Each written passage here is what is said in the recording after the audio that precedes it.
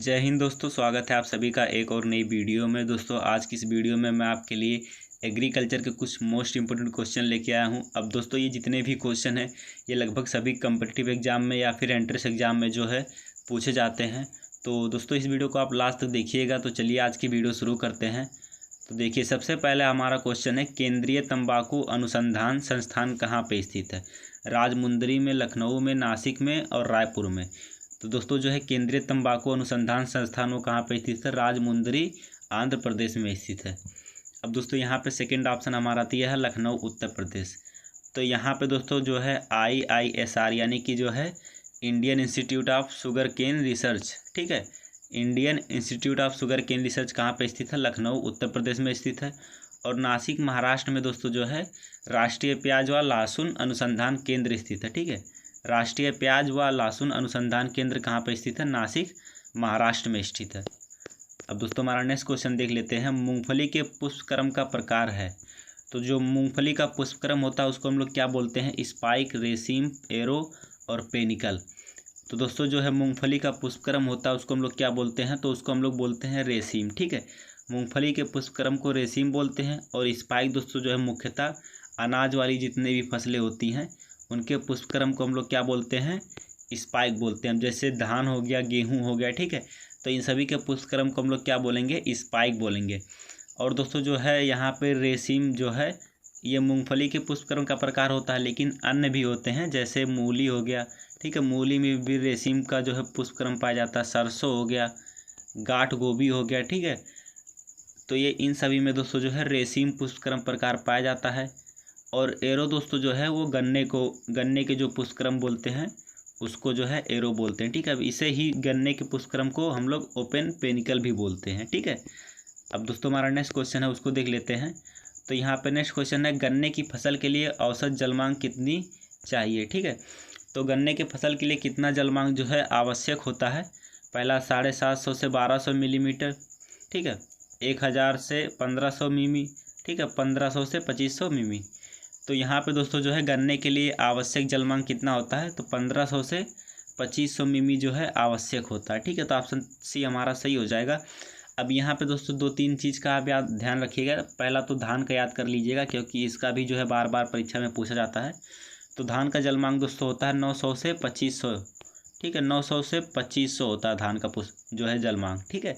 और दोस्तों यहाँ पे धान के सिवा एक और पूछता है गेहूँ का। अब गेहूं का भी पिछली बार पूछा था, इसलिए दोस्तों जान लीजिए कि गेहूं का 450 से 650 जो है जलमांग होता है। अब दोस्तों हम लोग नेक्स्ट क्वेश्चन देख लेते हैं। तो हमारा नेक्स्ट क्वेश्चन है, गेहूं में प्रोटीन की मात्रा होती है। तो गेहूं में प्रोटीन की कितनी % मात्रा होती है? पहला 6 से 7, 11 से 12, 20 से 28, 42 से 50।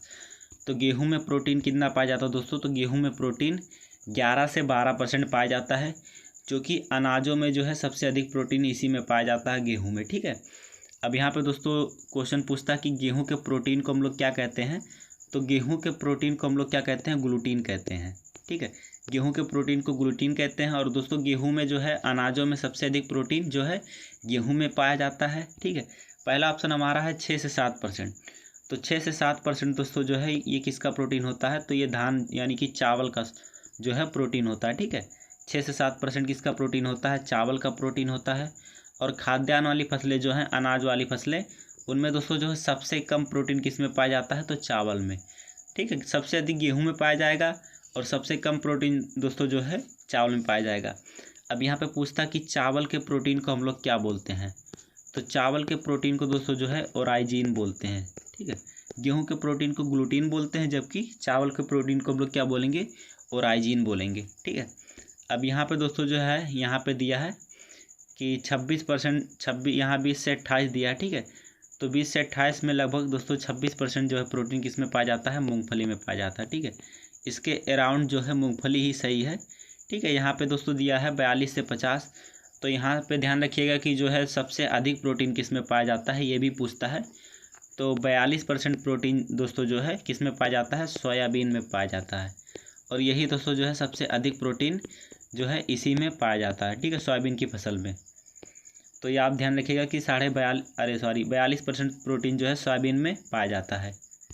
अब दोस्तों हमारा नेक्स्ट क्वेश्चन है, नारियल में तेल का प्रतिशत पाया जाता है? पहला 20%, 30%, 45%, 60%। दोस्तों नारियल में तेल कितना पाया जाता है? 60% पाया जाता है, ठीक है। और 45% प्रोटीन अरे तेल जो है दोस्तों किस में पाया जाता है? तो मूंगफली में पाया जाता है, ठीक है। 45% प्रोटीन किस में पाया जाता है? मूंगफली में पाया जाता है। और यहाँ पे दोस्तों जो है सोयाबीन में कितना परसेंट पाया जाता है? तो सोयाबीन में 20% जो है तेल पाया जाता है, ठीक है। सोयाबीन में कितना परसेंट तेल पाया जाता है? 20%। जबकि सोयाबीन में प्रोटीन कितना पाया जाता है? 42%, ठीक है। इसमें आप कंफ्यूज नहीं होना है, ठीक है। अब दोस्तों हम लोग नेक्स्ट क्वेश्चन देख लेते हैं। तो हमारा नेक्स्ट क्वेश्चन है, धान के प्रोटीन को किस नाम से जाना जाता है? ग्लूटीन, ओराइजिन, जीन और फाइब्रोलिन। तो दोस्तों यहाँ पे जो है धान के प्रोटीन को हम लोग क्या बोलते हैं? तो धान के प्रोटीन को हम लोग ओराइजिन बोलते हैं, ठीक है। ग्लूटीन मैंने आपको बताया कि गेहूँ के प्रोटीन को बोलते हैं, ठीक है। और जीन दोस्तों जो है एक इसके प्रोटीन को बोलते हैं, तो जीन जो है मक्का के प्रोटीन को बोलते हैं। और धान के प्रोटीन को ओराइजिन बोला जाता है। अब दोस्तों हमारा नेक्स्ट क्वेश्चन है, निम्न में से धान का उत्पत्ति स्थान है? तो धान का उत्पत्ति स्थान कौन सा दोस्तों? पहला है चीन, दूसरा है मैक्सिको, तीसरा है इंडिया और वर्मा का क्षेत्र, और चौथा है दक्षिण अफ्रीका। तो धान का उत्पत्ति स्थान कौन सा दोस्तों? धान का उत्पत्ति स्थान जो है इंडिया व वर्मा का क्षेत्र है, ठीक है। यहाँ पे दोस्तों पहले ऑप्शन में दिया है चीन, तो मैं बता दूँ चीन किसका है। तो चीन में दोस्तों जो है सोयाबीन जो है इसका उत्पत्ति स्थल चीन है, ठीक है। सोयाबीन हो गया, सरसों हो गया, सोयाबीन, सरसों, ठीक है। और चाय पत्ती जो है दोस्तों, तो इसका जो है उत्पत्ति स्थान कौन सा हो गया? चीन हो गया। अब यहाँ पे दोस्तों दिया है मैक्सिको, तो मैक्सिको दोस्तों मैक्सिको से जो है मक्का, तंबाकू, ठीक है। मैक्सिको, तंबाकू और सूरजमुखी, इन तीनों का उत्पत्ति स्थान दोस्तों जो है मैक्सिको, दक्षिण अमेरिका है, ठीक है। तो मक्का, तंबाकू और सूरजमुखी का जो है उत्पत्ति स्थान क्या हो गया? मैक्सिको हो गया। इंडिया वर्मा दोस्तों किसका? धान का उत्पत्ति स्थल हो गया। और दक्षिण अफ्रीका में दोस्तों जो है यहाँ पे बाजरा, ज्वार और अरहर, ठीक है।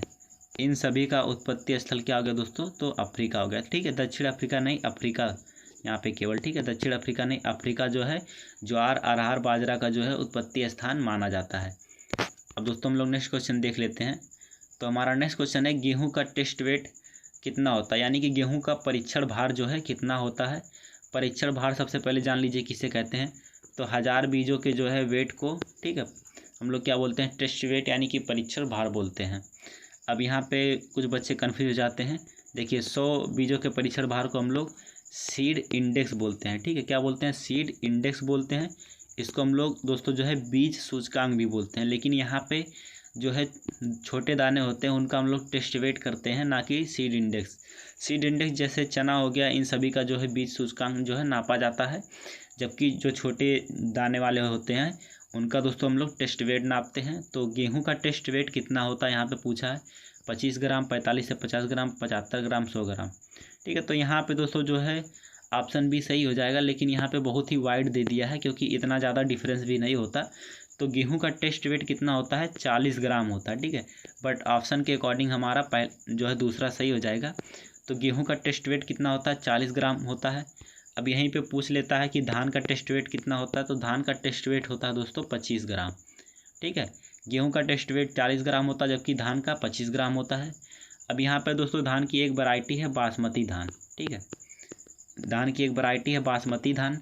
तो यहाँ पे पूछेगा कि बासमती धान का दोस्तों जो है टेस्ट वेट कितना होता है? तो बासमती धान का टेस्ट वेट दोस्तों जो है 21 ग्राम होता है, ठीक है। अब यहाँ पे दोस्तों गेहूं में एक खरपतवार लगता है, बहुत ही फेमस खरपतवार है।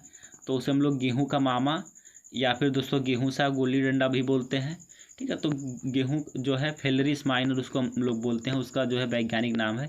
तो फेलरिस माइनर का टेस्ट वेट कितना होता है? आप लोग दोस्तों जो है कमेंट करके बताइए।